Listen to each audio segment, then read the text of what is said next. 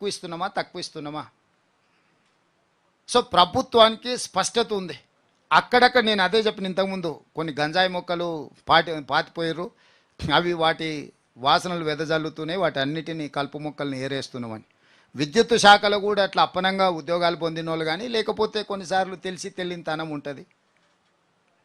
So వాళ్ళే ఎప్పటికి ఉంటారు అనుకొని పిచ్చితో ఉన్నోళ్ళు కూడా కొంతమంది ఉంటారు. కాబట్టి వాళ్ళందరూ కూడా పిచ్చి కుదుర్చుకుంటూ ఈ సమస్యలు పరిష్కరిస్తున్నాం. ఈ రోజు వరకు మేము పరిపాలన చేసిన 100 రోజుల్లో ఎక్కడ సమస్య రానియలే. ఏదైనా సమస్య వచ్చిందంటే మరుక్షణం ఆ సమస్యను పరిష్కరించినాం. ఈ రోజు నుంచి పరిపాలన మొత్తము ఎన్నికల అధికారుల చేతిలోకి వెళ్ళింది. మాకు పరిమితమైన పరిస్థితే ఉంటుంది. ఇప్పుడు ఆ అధికారులు ఎట్లా నిర్వహిస్తారు, వాళ్ళకి ఏం సలహాలు సూచనలు మేము ఇవ్వాలా, తప్పకుండా ఒక మంచి పరిపాలన అందించడానికి మేము ముందుకు వస్తాం. నెక్స్ట్ ధరణి పోర్టల్ మీ పేరు తిరుపాలరెడ్డి ఈటీవీ ధరణి పోర్టల్ ఆధారం చేసుకొని పెద్ద ఎత్తున అవినీతికి పాల్పడ్డారని చెప్పేసి మన ముందు నుంచి కూడా కాంగ్రెస్ పార్టీ ఆరోపిస్తూ వస్తుంది. ఆ తర్వాత అధికారంలోకి వచ్చినాక దాని మీద ఒక కమిటీ వేసి అధ్యయనం చేయిస్తున్నారు. ఇప్పటికీ నిషేధిత భూములు లక్షలాది ఎకరాలు అసలు కనిపించకనే అవన్నీ కూడా వేరే వాళ్ళ పేరుతో బదిలీ అయినాయని చెప్తున్నారు. ఆ భూములన్నీ మళ్ళీ తీసుకునేదానికి ప్రభుత్వ పరంగా ఎలాంటి చర్యలు తీసుకుంటారు? అంటే ఇప్పుడు గతంలో ఒక ప్రైవేట్ సంస్థ చేతిలో నిర్వహణ ఉంటే దాన్ని తీసుకొచ్చేసి మళ్ళీ సీజీజీకి అప్పచెప్పినాం. అంటే రాష్ట్ర ప్రభుత్వం పర్యవేక్షణలో ఉండే సంస్థకు అప్పచెప్పినాం. మొట్టమొదట మేము తీసుకున్నాం. తర్వాత ఒక కమిటీని వేసి ఆ సమస్యలు ఏంటివో విశ్లేషించి అందులో ఉన్న సమస్యలు, అంటే పోర్టల్లో ఉన్న సమస్యలు ఏంటివి, ప్రభుత్వంలో ఉన్న వాళ్ళు తీసుకున్న తప్పుడు నిర్ణయాలు ఏంటివి, రెండింటిని సపరేట్గా చేసినాం.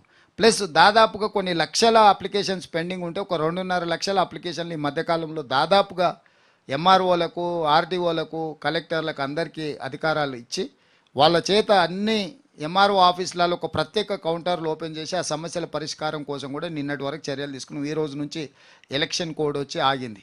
అంటే ఇవి కంప్లీట్గా నిరంతరం పరిష్కరించాల్సిన సమస్యలు. ఈ పోర్టల్ని ఫోరెన్సిక్ ఆడిట్ చేపిస్తే తప్ప 2014 కంటే ముందు ఎవరి పేర్ల మీద ఎవరి ఖాతాలో భూములు ఉన్నాయి, 2014 తర్వాత అవి ఎట్లా మార్పు చెందుకుంటూ వచ్చినాయి, ఆ మార్పులో కొనుగోలు వల్ల మార్పు జరిగిందా, ప్రభుత్వం అధికార దుర్వినియోగం వల్ల మార్పు జరిగిందా, ప్రభుత్వ భూములను అప్పనంగా నిషేధిత జాబితాలో పెట్టిరా, ప్రభుత్వ భూములను తీసుకెళ్ళి లేకపోతే ప్రైవేటు వ్యక్తులకు కట్టబెట్టిందా, ఇది కంప్లీట్గా ఫోరెన్సిక్ ఆడిట్లో బయటపడుతుంది. దిశగా మేము చర్యలు తీసుకుంటున్నాం. ఆ తప్పిదాలు బయటకు వచ్చిన తర్వాత ఈ తప్పిదాలకు కారణం ఎవరు, కారణమైన వాళ్ళ మీద ఏం చర్యలు తీసుకోవాలనేది సమయం పడుతుంది.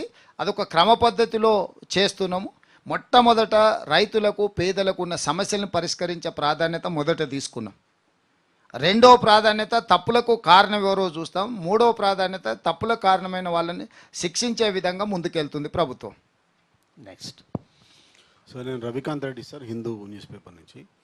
సార్, మీరు ఇందాకనే గత ప్రభుత్వం మీద చెప్పినారు, వాళ్ళందరి వ్యవస్థలన్నీ ధ్వంసం చేసిపోయినారు, ఆ వ్యవస్థలు మేము మళ్ళీ we are bringing back them on the road అని. ఇందులో ఒకటి వాళ్ళు చేసింది, చాలామంది ఎమ్మెల్యేలు వెళ్ళినప్పుడు మిగతా పార్టీ నుంచి కొనుగోలు చేసియో లేకపోతే తీసుకుపోయి ఆ పార్టీలను మొత్తానికి డిస్ట్రాయ్ చేసినారు. సో ఈ మధ్యన కూడా బీఆర్ఎస్ పార్టీ ఎమ్మెల్యేలు కొంతమంది మిమ్మల్ని కలుస్తున్నారు. సో మీరు కూడా అదే పాత్రలో పోతారా, లేకపోతే మీ వ్యవస్థలను మళ్ళీ మంచిగా చేసే ఆ ప్రయత్నం ఏమైనా చేస్తారా? 100 రోజులు మేము మంచి పరిపాలన అందించడానికి ఎవరు వచ్చినా కూడా మేము చేరికల అనే విధానానికి పోకుండా మేము పరిపాలన అందించినాం. కానీ ప్రతిరోజు బీఆర్ఎస్ వాళ్ళు, బీజేపీ వాళ్ళు మీ ప్రభుత్వాన్ని పడగొడతామని చెప్పి వాళ్ళు కుట్రలు చేస్తున్నారు. కుట్రల్ని తిప్పికొట్టాలంటే మేము కొన్ని కఠినమైన నిర్ణయాలు తీసుకోవాల్సిన పరిస్థితి వచ్చింది.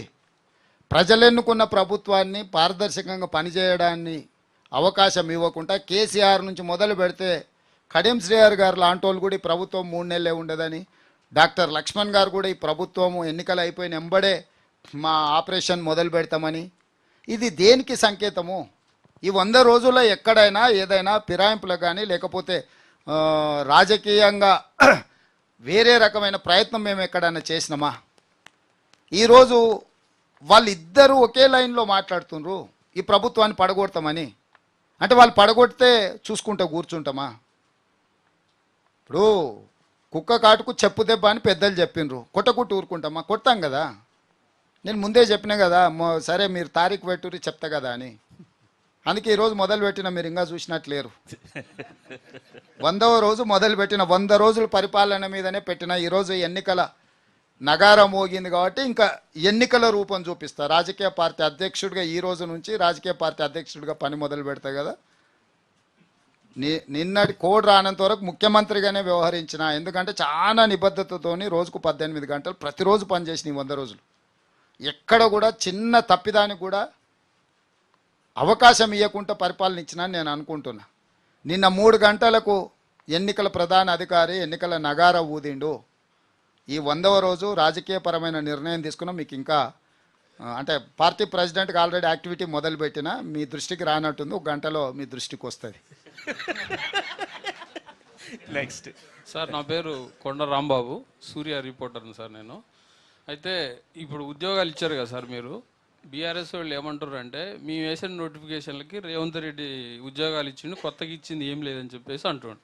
ఇంకోటి ఏంటంటే గ్రూప్ 1 మన రాష్ట్రంలో పడక 13 సంవత్సరాలు అవుతుంది సార్, 2 సార్లు క్యాన్సిల్ అయింది. సో అప్పటి నుంచి చదువుతున్నటువంటి వాళ్ళు ఉన్నారు, వాళ్ళందరూ ఇప్పుడు ఏజ్ బార్ 50 ఎబో అయింది. వాళ్ళందరూ డ్రీమ్ అదేగా చదువుతారు ఇప్పటికి కూడా.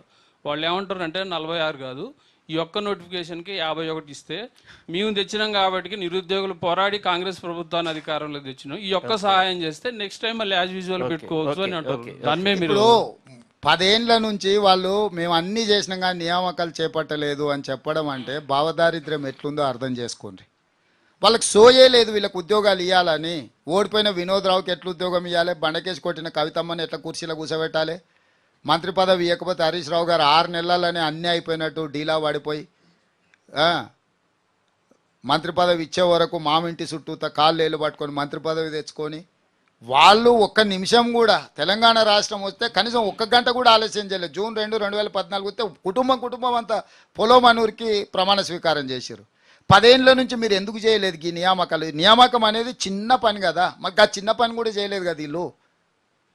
వీళ్ళకి ఎప్పుడూ ఆ ఆలోచన, ఆ సోయి, బాధ్యత లేదు. బాధ్యతారహితంగా గాలికి వదిలేసి ఉంటే అన్ని కోర్టుల్లో ఉన్న కేసులను పరిష్కరించుకుంటూ ఒకటొకటిగా చిక్కుముళ్ళు విప్పుకుంటూ నియామకాలు చేసి 3 నెలల 30,000 ఉద్యోగ నియామకాలు నేను చేపట్టిన. ప్రతి పేరు ఇస్తా నీకు, ఎవరెవరికి ఉద్యోగం ఇచ్చినాం, ఆయా డిపార్ట్మెంట్స్ ఎలాంటి చిక్కుముళ్ళు ఉంటే మేము ఆ చిక్కుముళ్ళు నిప్పినామో నేను మీకు డీటెయిల్స్ ఇస్తా. సో ఈ ప్రభుత్వం అనేది నిరంతర ప్రక్రియ. వాళ్ళే చెప్తారు పబ్లిక్ సర్వీస్ కమిషన్ల పేపర్లు అమ్ముడుపోయినా అంటే అది స్వతంత్ర సంస్థ, మాకేం సంబంధం అని. మరి స్వతంత్ర సంస్థ పనిచేసి ఎగ్జామ్స్ కండక్ట్ చేసి మొత్తం అన్ని రిక్రూట్మెంట్ బోర్డులు తీసుకున్న నిర్ణయాలు వీళ్ళకి ఎట్లా అప్లై అవుతాయి? పేపర్లు అమ్ముకున్నప్పుడేమో, పచ్చిగా దొరికినప్పుడేమో అవి స్వతంత్ర సంస్థలు, నియామక సంస్థలు, ప్రభుత్వానికి ఏం సంబంధం? బాబామర్దులు ఇదే చెప్పారు కదా. మళ్ళీ ఇప్పుడు ఆ స్వతంత్ర సంస్థలు పనిచేసి నియామకాలు చేపడితే మళ్ళీ బాబామర్దులు అవి మేమే చేసినాం రేవంత్ రెడ్డి మేము వండున్నాం, ఆయన వచ్చి తెడు దిప్పుతుండే అంటాడు. అందుకే నేను చెప్పినా కదా, బయట దూల లెక్క పెరిగితే కాదా దూడకున్న బుద్ధి ఉండాలని.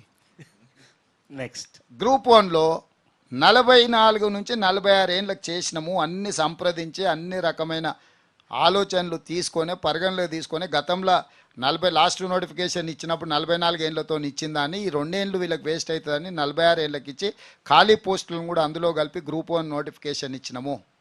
సో ప్రభుత్వ పరంగా నిర్ణయం తీసుకున్నాం, నోటిఫికేషన్ ఇచ్చినాం, ఆల్రెడీ అప్లికేషన్స్ లాస్ట్ డేట్ కూడా అయిపోయింది. కాబట్టి ఇంకా ప్రిపేర్ అయ్యి ఎగ్జామ్స్ రాసుకునే దాని మీద ధ్యాస పెట్టాల్సిందిగా నిరుద్యోగ యువకులకు సూచన చేస్తున్నా. Next. Sir Kondal 10 TV sir. Etela Rajender ఇప్పుడు ఒక కామెంట్ చేసిండ్రు, ఫోన్ ట్యాపింగ్